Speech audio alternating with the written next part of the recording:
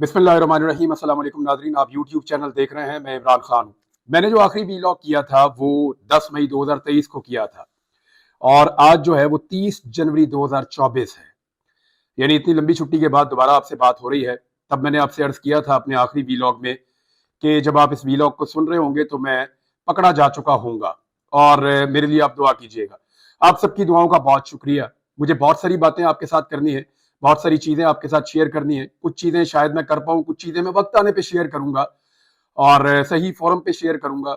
लेकिन आगे बढ़ना चाहिए और हमें अभी इस वक्त जरूरत है अपडेट करने की। मैं आप सबसे माजरत चाहता हूँ कि एक बड़ी लंबी छुट्टी थी, बहुत सारा काम मैं नहीं कर पाया।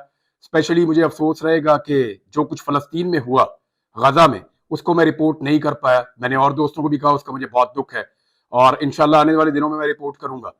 और उसके अलावा पाकिस्तान के अंदर बहुत सारी चीजें इस बीच में बदल गई, बहुत सारी चीजें तब्दील हो गई और बहुत सारी चीजें पहले से ज्यादा आगे बढ़ गई, बहुत सारी चीजें कुछ पीछे चली गई।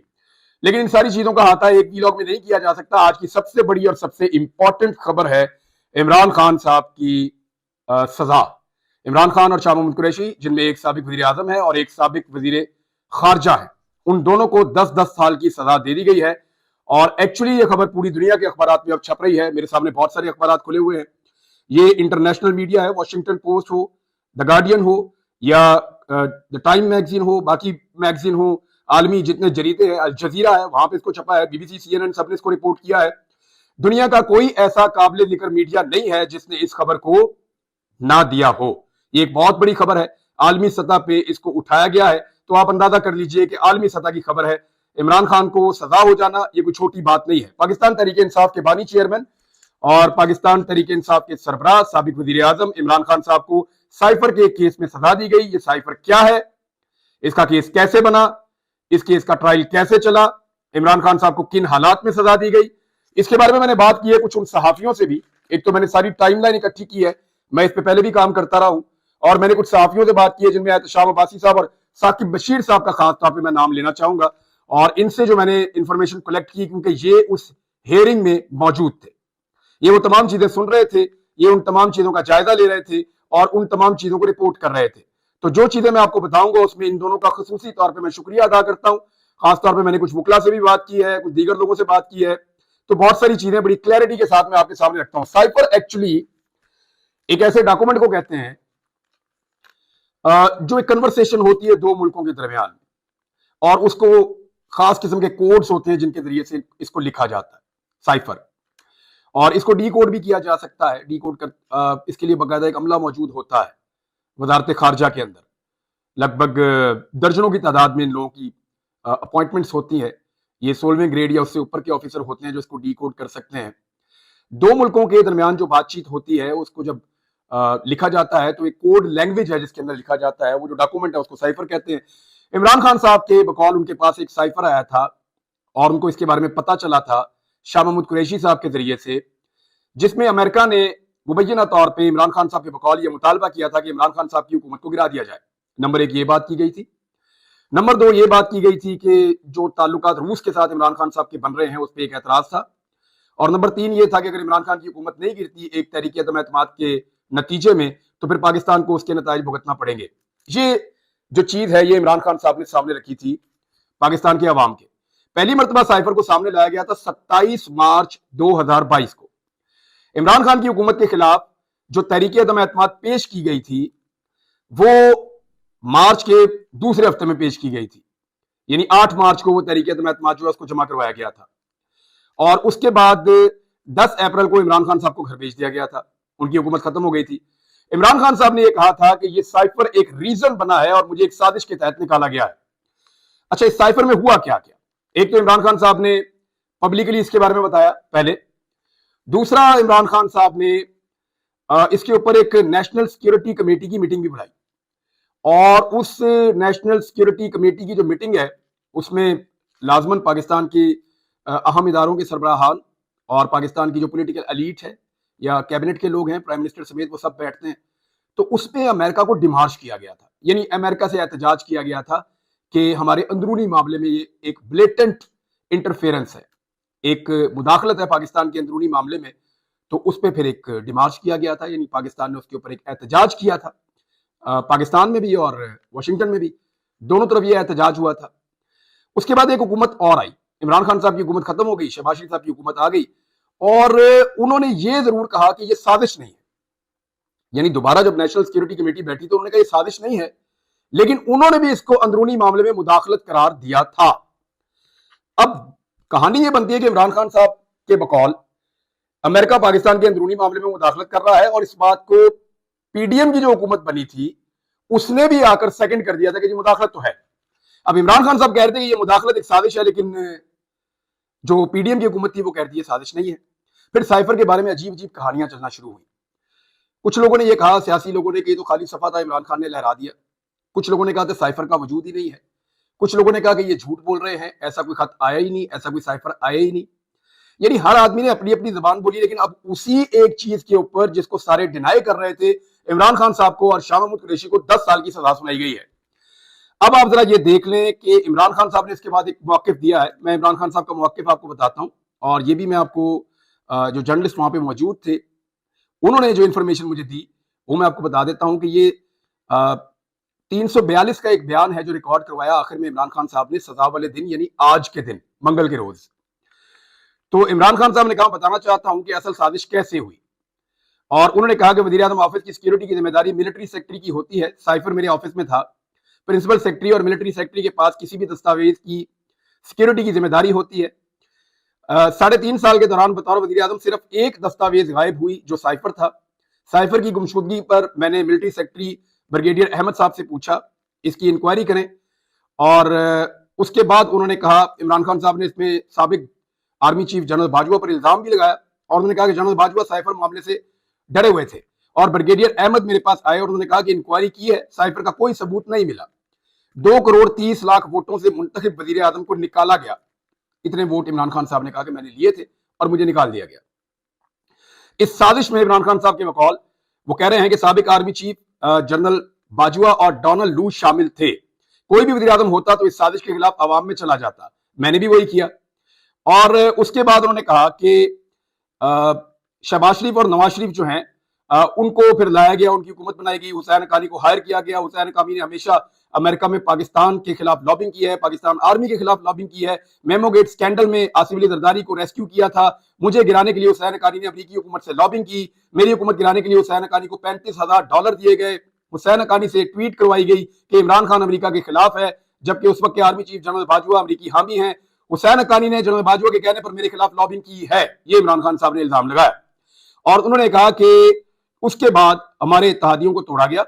اور اس کے بعد عمران خان صاحب نے کہا کہ میں نے جنرل باجوہ سے رابطہ کیا اور ان کو آگاہ کیا، انہوں نے کہا ایسا کوئی منصوبہ نہیں ہے، اور میں نے ان کو یہ آگاہ کیا کہ یہ سب کچھ کیا جا رہا ہے۔ یعنی عمران خان صاحب نے اس وقت کیونکہ وہ اس وقت وزیر اعظم تھے تو ان کے بقول وہ رابطے میں تھے۔ پھر اس کے بعد اسد عمر، شاہ محمود قریشی اور پرویز خٹک شامل تھے، ایک کمیٹی بھی بنائی گئی، عمران خان صاحب نے کہا، لیکن عمران خان صاحب کے بقول ان کو ایک دھمکی دی گئی کہ 12 سال کے لیے اندر کر دیا جائے گا ان کو، اور یہ دھمکی ان کے بقول، اور شاہ محمود قریشی صاحب نے یہ وہاں پہ اس ٹرائل کے دوران کلیم کیا کہ یہ دھمکی جو ہے، اور یہ رپورٹ بھی ہوئی ہے، سوشل میڈیا پہ بھی رپورٹ ہوئی ہے، اور مجھے کیونکہ جرنلسٹ ہیں، کریڈیبل جرنلسٹ ہیں، وہ یہ بات کر رہے ہیں تو میں آپ کو یہ بات سنا دیتا ہوں۔ انہوں نے کہا جی کہ جنرل باجوہ نے مجھے دھمکی دی تھی کہ اپنی سمت درست کرو ورنہ 12 سال کے لیے اندر چلے جاؤ گے۔ اچھا، اس کے بعد جی وہ کہہ رہے ہیں کہ روس کے دورے سے قبل میری جنرل صاحب سے بات ہوئی تھی، یہ دورہ بہت اہمیت کا حامل تھا، جنرل صاحب نے مجھے یقین دلایا کہ روس سے دورے سے متعلق تمام کمانڈر سے بات ہوئی ہے۔ 3 دن بعد جب روس سے واپس آیا تو شاہ محمود قریشی نے مجھے سائفر کے پیغام سے آگاہ کر دیا۔ میرے لیے حیران کن بات تھی۔ اچھا، اب یہ ساری وہی چیز ہے جو عمران خان صاحب پہلے بتاتے رہے ہیں۔ اب آ جائیں آپ اس بات کے اوپر کہ 22 اور 23 مارچ کو اسلام آباد میں OIC کانفرنس تھی۔ OIC کانفرنس ختم ہونے پر میں نے عوام کو سائفر کے بارے میں بتانے کا فیصلہ کیا، اور اب بات وہیں آ جاتی ہے جہاں پہ عمران خان صاحب نے پبلک کو پبلکلی بتایا کہ ایک دھمکی آئی ہے۔ اس وقت عمران خان صاحب نے ملک کا نام نہیں لیا تھا غالباً، انہوں نے کہا تھا ایک دھمکی آئی ہے اور میری حکومت گرانے کے لیے ایک سازش کی جا رہی ہے۔ یہ عمران خان صاحب کا جو ہے وہ ایک کلیم تھا۔ اچھا، عمران خان صاحب نے کہا کہ میں عوام کے پاس جانا چاہتا ہوں، اس وقت معیشت ڈوب رہی تھی، مہنگائی ریکارڈ 38% پر تھی، گروتھ ریٹ 6.17% سے گر کر منفی میں چلی گئی۔ یہ عمران خان صاحب کی حکومت گرنے کے بعد معیشت کے ساتھ کیا ہوا، اس پہ ہم ایک الگ ویلاگ کریں گے۔ میں آپ کو کمپیریٹیو انالیسس بتاؤں گا جو آپ کو بھی اب پاکستان کا میڈیا انفارچونیٹلی نہیں بتا رہا، بہت سارے اور بکھیڑے ہیں ان میں وہ پھنسے ہوئے ہیں. ہم آپ کو بتائیں گے کہ عمران خان صاحب اکانومی کو کہاں چھوڑ کے گئے تھے، اور پی ڈی ایم کی جو حکومت ہے نواز شریف صاحب کی، شہباز شریف صاحب کی وزارت عظمیٰ میں، وہ اکانومی کو کہاں چھوڑ کر گئی ہے. بھارت عمران خان صاحب کو 10 سال کی سزا سنا دی گئی ہے. یہ سزا کس طریقے سے سنائی گئی، اس پہ جب میں نے فیکٹس اکٹھے کیے تو کچھ حیرت انگیز چیزیں ہیں جو میرے سامنے آئی. ایک تو یہ ہے کہ 15 اگست کو عمران خان صاحب کو جب گرفتار کیا گیا تو 5 اگست کو وہ گرفتار ہوئے، اور اس کے بعد عمران خان صاحب کی گرفتاری ڈال دی گئی سائفر کیس میں بھی. ان کو گرفتار کیا گیا تھا توشہ خانہ کیس میں. جب توشہ خانہ کیس میں ضمانت ہوئی عمران خان صاحب کی، تب معلوم ہوا اگست کے بالکل آخر میں کہ ایکچولی عمران خان صاحب کی گرفتاری ڈلی ہوئی ہے پہلے سے ہی سائفر والے مقدمے میں بھی. اور اس کے بعد عمران خان صاحب کا ٹرائل شروع ہوتا ہے.